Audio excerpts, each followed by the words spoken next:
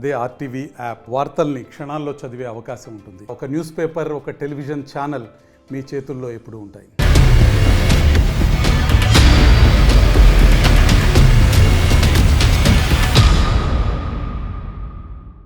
నమస్తే, welcome to leaders far. నేను సచిన్.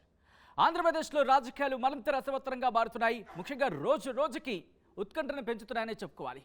ఎలక్షన్స్కి ఇంకొక 20 రోజులు మాత్రమే మిగిలిన నేపథ్యంలో ఎటువంటి పరిస్థితి ఉందో మీ ముందుచ్చే ప్రయత్నం చేస్తున్నాం. మరీ ముఖ్యంగా నియోజకవర్గాల్లో అక్కడ ఎవరికి విజయావకాశాలు ఏ విధంగా ఉన్నాయి, అక్కడ ప్రతికూల అంశాలేంటి అభ్యర్థులకి, అలాగే అనుకూల అంశాలేంటి, ఇవన్నీ మీ ముందుంచే ప్రయత్నం చేస్తున్నాం. ఈ నేపథ్యంలో మనం మాట్లాడుకుంటున్నాం ఉమ్మడి శ్రీకాకుళం జిల్లాకు సంబంధించి మరో ఇంట్రెస్టింగ్ నియోజకవర్గం ఇచ్చాపురంలో అక్కడ ఎవరు ఏ పార్టీ నుంచి బరిలోకి దిగారు, లేకపోతే ఏ పార్టీ ఎవరిని బరిలోకి దించింది ముందు చూద్దాం. ఆ తర్వాత ఇన్ డీటెయిల్గా మాట్లాడుకుందాం. Here it is.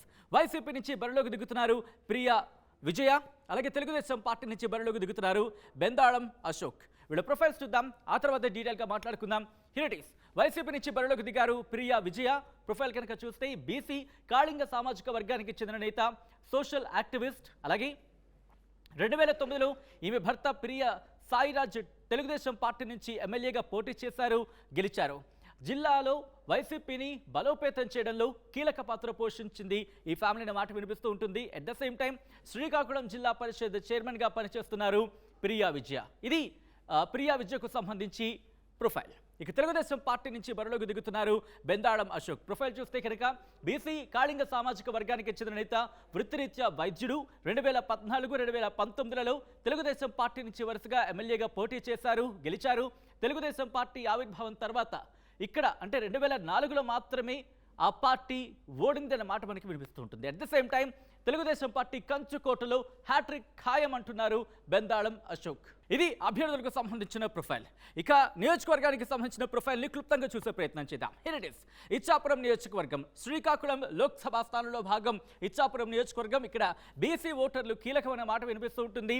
Kanchili, Kaviti, Ichchapuram, Sompeta మండలాలు ఈ నియోజకవర్గం పరిధిలోకి వస్తాయి. ఇక్కడ మరి సామాజిక వర్గాల పరంగా ఎవరికి ఎన్ని ఓట్లు ఉన్నాయనేది ఇన్ డీటెయిల్గా చూసే ప్రయత్నం చేస్తున్నాం. ఇక్కడ మీరు చూడొచ్చు, ఉమ్మడి శ్రీకాకుళం జిల్లా ఇచ్చాపురానికి సంబంధించి రెడ్డిక సామాజిక వర్గానికి 30% ఓట్స్ చేరినట్టుగా తెలుస్తోంది. అలాగే యాదవ సామాజిక వర్గానికి 25%, కాళింగ సామాజిక వర్గానికి 17%, మత్స్యకార సామాజిక వర్గానికి 15%, ఇతరులు 13%గా ఉన్నట్లుగా మనకి సమాచారం అందుతోంది. ఈ నేపథ్యంలో ఇక్కడ ఈక్వేషన్స్ ఏంటి, క్యాలిక్యులేషన్స్ ఏంటి, అభ్యర్థులకు సంబంధించి వ్యూహాలేంటి, ప్రతి వ్యూహాలేంటి, గ్రౌండ్ లెవెల్లో ఎటువంటి సిచ్యువేషన్ ఉంది తెలుసుకుందాం. మా ప్రతినిధి నాయుడు అప్డేట్స్ అందించేందుకు సిద్ధంగా ఉన్నారు. నాయుడు, గ్రౌండ్ లెవెల్లో ఎటువంటి సిచ్యువేషన్ ఉంది, ముఖ్యంగా ఇద్దరికి సంబంధించి ఒక టగ్ ఆఫ్ వార్ జరిగే అవకాశం ఉంది అనే మాట వినిపిస్తోంది. సో ఇటువంటి పరిస్థితుల్లో ఎవరికి ఎటువంటి అంశాలు కలిసి రావచ్చు, ఎటువంటి అంశాలు ప్రతికూలంగా ఉన్నాయి, ఎవరు విజయావకాశాలు ఏంటి, అక్కడ డిసైడింగ్ ఫ్యాక్టర్స్ ఏంటి? సచిన్, చూస్తే కనుక ఈ నియోజకవర్గానికి ఒక ప్రత్యేకత ఉంది. ఉమ్మడి ఆంధ్రప్రదేశ్ తో పాటు విభజన ఆంధ్రప్రదేశ్ లో ఇడుపులపై నుండి ఇచ్చాపురం వరకు పాదయాత్ర చేసినటువంటి ఘనత ఆర్జించినట్టు కాన్స్టిట్యున్సీ అది.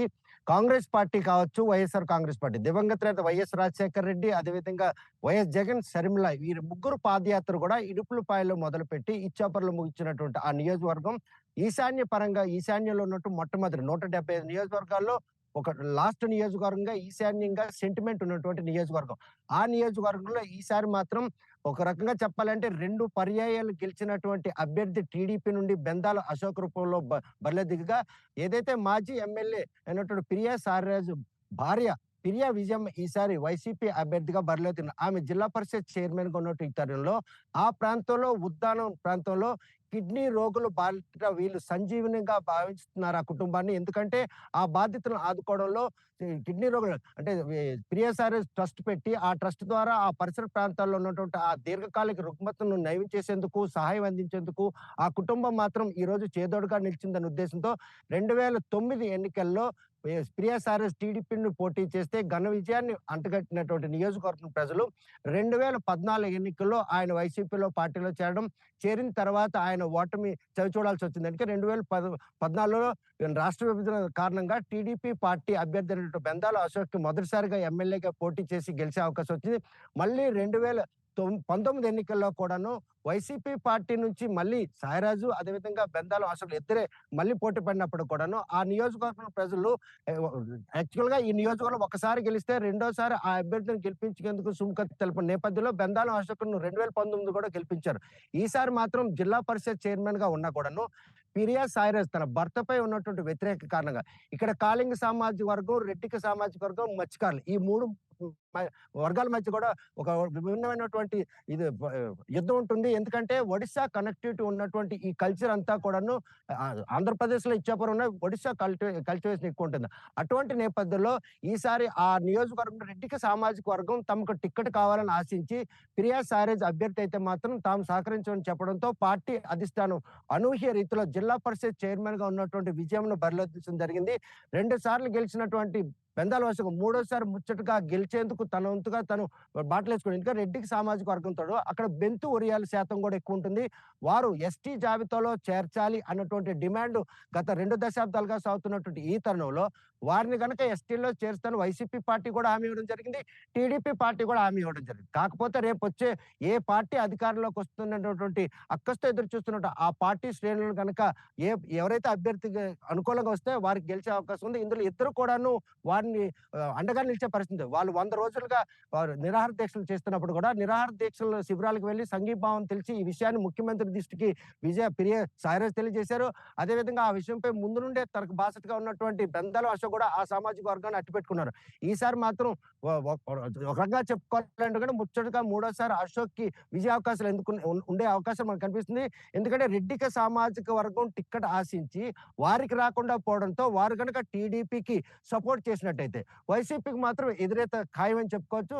కాకపోతే ఒక సాఫ్ట్వేర్ కంపెనీ నడిపి అదే భర్తతో ఉంటూ ఆ పరిసర ప్రాంతాల్లో ఉన్నటువంటి సమస్యలపై అవగాహన ఉన్నటువంటి విజయమ్మకు టిక్కెట్ ఇవ్వడం పై మాత్రం వైసీపీ పార్టీలు ఈసారి గెలుపు తమకే వరిస్తుంది.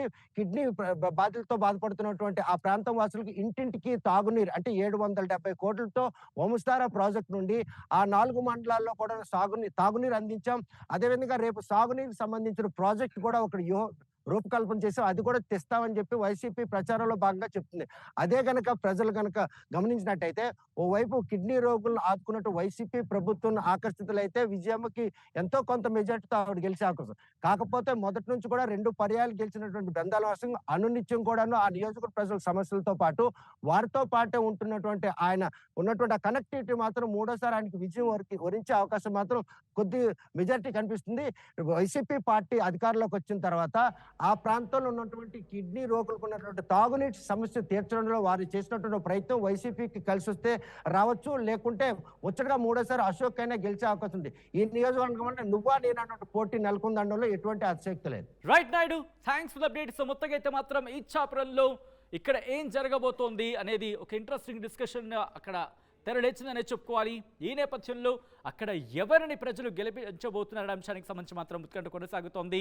మే 13న ప్రజలు డిసైడ్ చేయబోతున్నారు ఎవరిని తమ ఎమ్మెల్యేగా అసెంబ్లీకి పంపించాలనేది.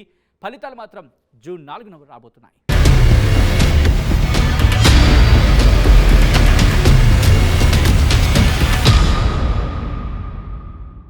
మరిన్ని వీడియోస్ కోసం ఛానల్ ని సబ్స్క్రైబ్ చేయండి. లేటెస్ట్ అప్డేట్స్ కోసం వాట్సాప్ ఛానల్ ని ఫాలో చేయండి. అండ్ లింక్ డిస్క్రిప్షన్ లో ఉంది.